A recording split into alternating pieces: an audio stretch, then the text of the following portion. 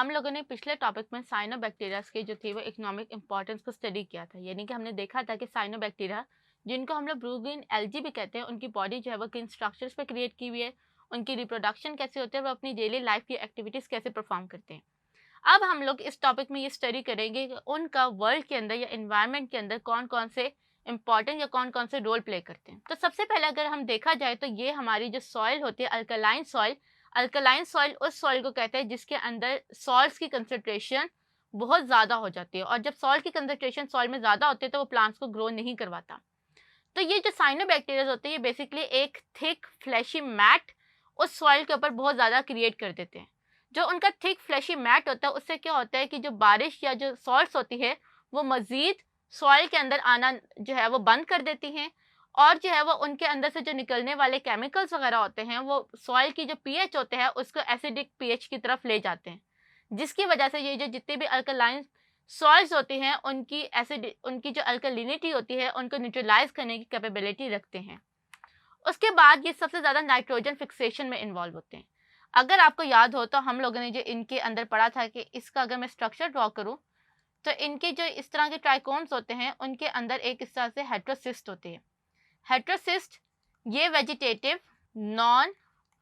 Photosynthetic cell होता है जो स्पेशलाइज्ड होता है फॉर द नाइट्रोजन प्रोडक्शन, या जो आपके एयर के नाइट्रोजन होते हैं उसको आपके कंपाउंड्स में कन्वर्ट करने के लिए। So that's why because of their nitrogen fixing properties ये दूसरे प्लांट्स के साथ या दूसरे ऑर्गेनिज्म के साथ जिनमें एंजियोस्पर्म्स होते हैं उनके साथ और दूसरे ऑर्गेनिज्म के साथ सिम्बायोटिक रिलेशंस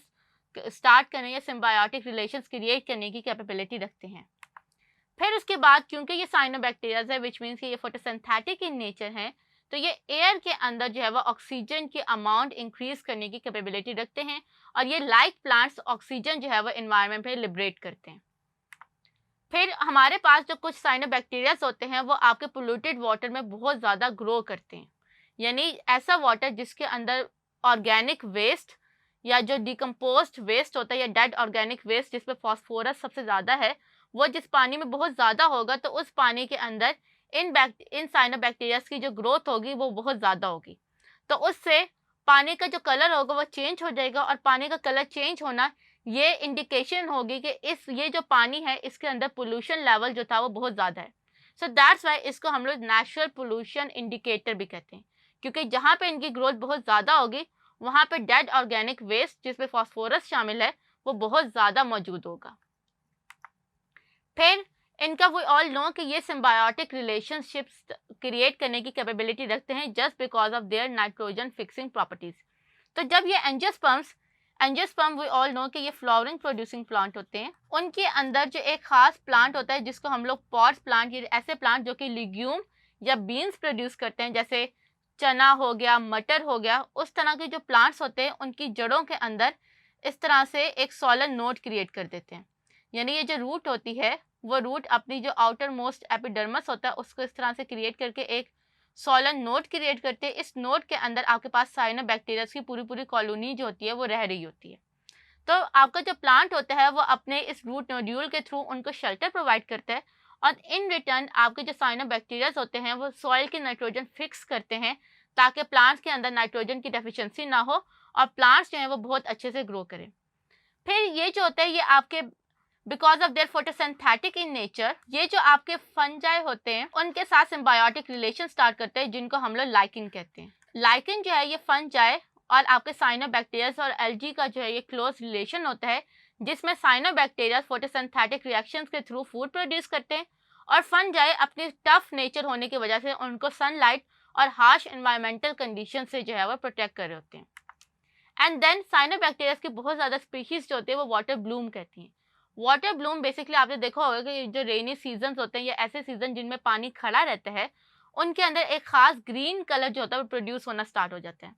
ये ग्रीन कलर पानी जो होता है ये बेसिकली आपका पोल्यूशन इंडिकेटर होता है जो कि बता रहा होता है कि इस पानी के अंदर डिकम्पोज या डेड मटेरियल बहुत ज़्यादा है, और जब फंजाई जो होता है ये साइनोबैक्टीरिया उस पानी के ऊपर ग्रो करना स्टार्ट करते हैं तो वो उसके ऊपर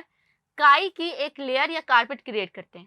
उस काई की लेयर या कारपेट होने की वजह से उसके अंदर रहने वाले जो पानी के अंदर रहने वाले जानवर होते हैं जिनमें मछलियाँ और पौधे शामिल हैं उनको ऑक्सीजन या दूसरी गैसेस नहीं मिलती और उनकी डेथ होना स्टार्ट होती है। जब उनकी डेथ होती है तो उनकी डेथ होने की वजह से मजीद डेड ऑर्गेनिक वेस्ट उन साइनोबैक्टीरिया को मिल जाता है और वो मजीद ग्रो करते हैं, और उस वजह से वो पूरे पानी का जो कलर होता है वो ग्रीन कर देते हैं, जिसको हम लोग वाटर ब्लूम कहते हैं। अब ये जो वाटर ब्लूम होने की वजह से साइनोबैक्टीरिया ऑक्सीजन तो प्रोड्यूस कर रहे होते हैं, लेकिन उसके साथ साथ कुछ खास केमिकल्स प्रोड्यूस करते हैं जो कि पानी में रहने वाले जितनी भी आबी हयात होती है उसको किल करने की कैपेबिलिटी रखता है। तो वाटर ब्लूम जो होता है ये एनवायरनमेंट के लिए बहुत ज़्यादा टॉक्सिक होते हैं, क्योंकि ये हर वाटर लाइफ को जो है डिस्ट्रॉय करने की कैपेबिलिटी रखते हैं। तो इस तरह से साइनोबैक्टीरिया एनवायरनमेंट के अंदर दोनों पॉजिटिव और नेगेटिव इम्पैक्ट जो होता है वो डाल रहे होते हैं, और उस वजह से उनकी इकोनॉमिक के ऊपर पॉजिटिव कंट्रीब्यूशन भी होती है और